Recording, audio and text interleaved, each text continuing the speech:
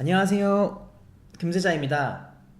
오늘은 외국의 워홀러들이 첫 번째 봉착하는 위기와 그의 대처 방법에 대해서 준비했습니다. 워킹 홀리데이에서 가장 첫 번째로 봉착하는 위기가 뭐가 있을까요?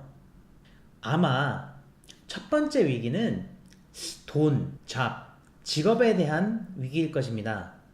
일은 구해야 하는데 마음처럼 안 되고, 돈은 점점 줄고, 영어가 안 되는데 어떻게 직업을 구하느냐. 처음에 영어가 고민이시라면 한인 식당 잡으로 시작하시는 걸 추천드립니다. 저는 2011년도에 워홀을 갔었고 3개월 동안 어학원을 다닌 이후에 한인 식당에서 요리사로 일하는 것을 처음으로 시작을 했습니다. 저는 사실 정말 운이 좋게도 자주 밥을 먹으러 갔었던 그 식당에서 일을 하게 됐습니다. 저뿐만 아니라 제 주변 친구들을 보더라도 영어 때문에 대부분 첫 적응 기간에는 한국인 식당을 많이 들어가게 됩니다. 저의 경우에는 한인 식당에서 일을 했었는데 여기서 첫 번째 문제가 일어나게 됩니다. 저는 사실 이곳에서 일을 하면서 노동법에 위배되는 부당한 대우를 받았습니다. 바로 근로시간은 오버되는 반면 점심시간은 터무니없이 적게 주는 것이었죠. 캐나다 노동법상 오버타임을 하게 되면 오버타임 시간만큼 차지를 해주게 되어 있습니다. 하지만 저는 이것도 제대로 받지 못했습니다. 사실 사람마다 다른 케이스기는 하지만 저는 한국인 사장님 밑에서 일하는 것을 그렇게 추천드리지는 않습니다. 특히나 워홀로 일을 같이 하는 사람들이 한국인 식당이라고 하면 같이 어울리는 사람들이나 이런 분들이 대부분 한국 사람이 되게 됩니다.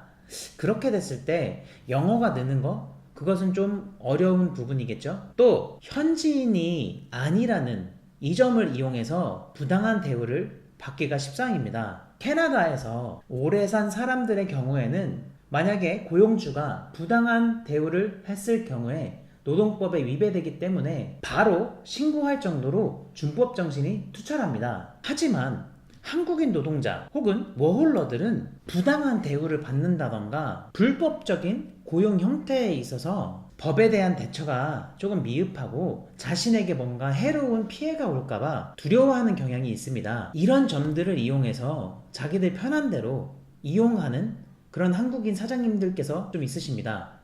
물론 그렇지 않은 분들도 계시지만 저의 생각은 그렇습니다. 저는 이런 이유들로 인해서 워홀 5개월 차쯤에 해가지고 지역 이동을 하고 싶다는 생각을 하게 되었습니다. 그 이후 결국 6개월 차쯤에 저는 밴쿠버로 지역 이동을 하게 되었습니다. 처음에 너무 작은 도시를 갔다 보니까 어느 순간부터 항상 어울려 다니던 그 친구들하고만 놀게 되고, 그러다 보니까 너무 우물 안에 갇혔다는 그런 생각이 많이 들더라고요. 보통 워홀을 준비하시는 분들이라면 자기가 어느 도시로 갈지, 그리고 어느 커뮤니티가 있는지에 대해서 많이 확인들 하고 가시잖아요. 근데 보통 여기를 보시게 되면 많은 구직글 혹은 구인글들이 많이 올라옵니다. 여기서 작은 팁을 하나 드리자면은, 자주 올라오시는 구인글들, 그런 업체들 있죠? 믿고 걸르세요.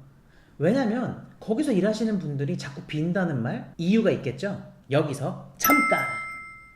지금 이 상황에 맞는 영어회화 한 줄을 알려드릴게요. 바로 Time will tell. 무슨 뜻일까요? Time will tell은 시간이 해결해 줄 거예요 라는 의미를 가지고 있습니다. 어떤 프로젝트를 진행을 하고 있는 상황에서 How is your project going? 프로젝트가 어떻게 결과가 나올 것 같냐 라고 묻는 질문에 이렇게 대답을 하시는 거예요. I don't know, time will tell.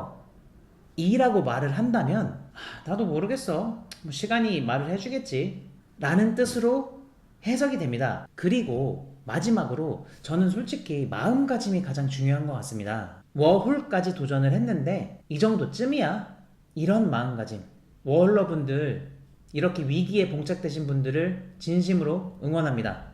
오늘 제가 준비한 내용은 여기까지고요. 도움이 되셨다면 좋아요와 구독 부탁드리겠습니다. 여기까지 금요일의 금세자였습니다. 감사합니다.